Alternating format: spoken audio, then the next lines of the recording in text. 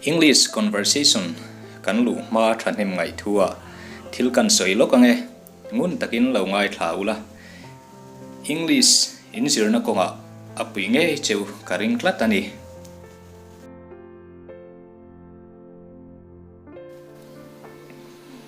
ole amhasa in sap tong thiam ol samdan kan soi phodang o hingtin nge kan thiam chaka ma kan son chak ber ti mani in kan ngai tu phot turani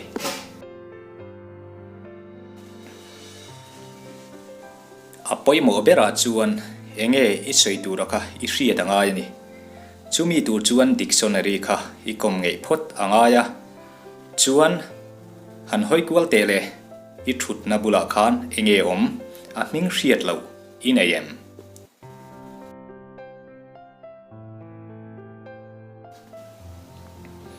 ina yani chuan hriat i tum phot turani chuan chumi a ming i hriat chu sentence a siam i tum leang example pakhat kan penge i bula dokan a oma dokan chunga chuan thleng a om boka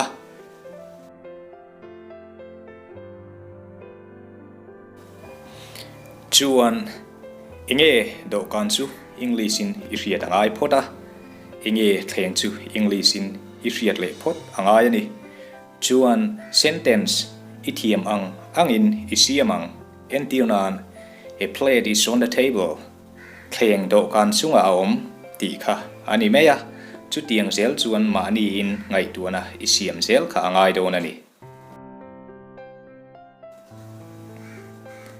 on hi chung ti na ani kha engtin nge adangin i siam leang dokan kha abalti i muta chuan English in soi itum leang i thei anga tam sentence siam itum thin turani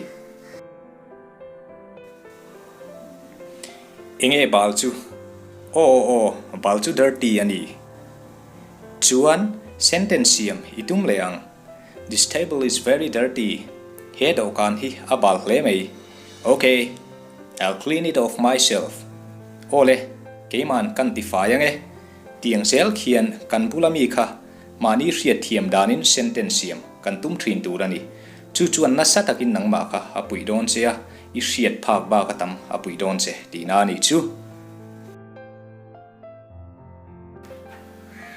chuan thil thadeu pakhat chu i thil ti tur ho te te angkha betrin bokang che cho i chum dona chuan i ti tur chu cho rice kha i thei ang to ka biak ani entiunan hi rice how are you I'm gonna cook you now are you ready for that tiang chi te hian biak pop pop thin turani hi chowa hello da mem ka chum don che nia chumi atan chuan hello in pe to em tiang mai te hian biak thin turani chuan i hriat lo hlana muang changin English a ma i son thret don tina ni kan thei ang to ka ma nia practice kha apoi mo em a mi conversation va nei pui thei lo mai la ma nin kan thei to ka kan ti kha poi mo lutu kani thil pakhat chia da thlanga in biak ching thi nang che nangma le nangma kha atam thei ang ber in be pop popanga you were straight zong man vek itum thin don ni o kha English words ngai tu abuai mi lawa hi from com zung thainan apui na sa em bok don che ani he ka thil ron soya tang hian na sa takin nangma ni point improve nan in man nge ka du sak chewa ka be sei bok ani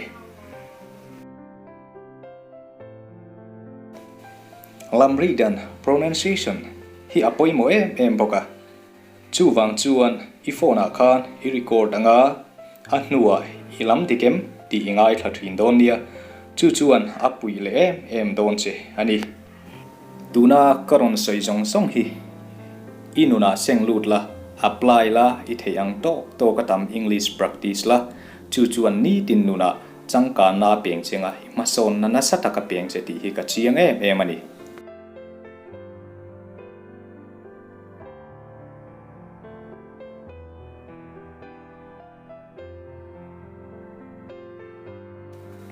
My friends, are you happy nowadays? Tun lai limem katrian. No, I'm not. I kalim lo. What happened to you? Why are you not happy in these days? Inge thenga ngatinge tun lai chu ilim lawa. I'm feeling homesick. Nothing else. Hình dang ani lo ka chung te ka ngai long le. Okay, I got it. Would you mind? Shall I give you good advice? Ole, ka thret thiame. Poi ti lo chuan thuron thatak ka pedon che mi. Sounds great. Go ahead, please. Avat thate lu le. Han soite. Không ayin. Try to make relationship with someone. Ngày song này tum ro. Really? How will I get girlfriend easily? Hình tin nghe all sam takin bial nu ka mu thayang. Very easy, my friend. Change your profile pic and put your nice pic as well. That's it. All sam lu tuk ka thian. EFP profile picture ka thak la.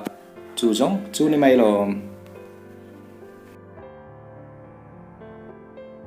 I don't think so. It's gonna work out, my friend.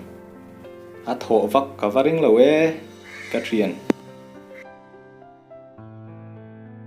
Definitely, it's gonna work out for sure. Chiang takin a thok nge nge don di hi Katriani.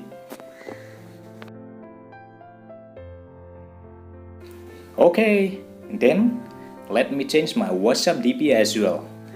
Ole, ani chuan ka WhatsApp DP po hi kan thak nga lang e. Anything else? Thil dang hriat du te. Ilan em? That's good enough, my friend. Let me apply it first, then I'll let you know. At ha thokat viawani Katrian. Kan ti chin potanga chuan ka hril le don chenia.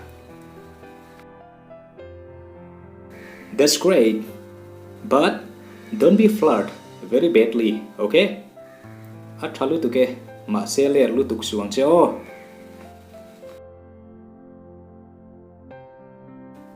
Don't worry, flirty is not my cup of tea. Lungai su, ler hi ka chem kal na lamani lo eh.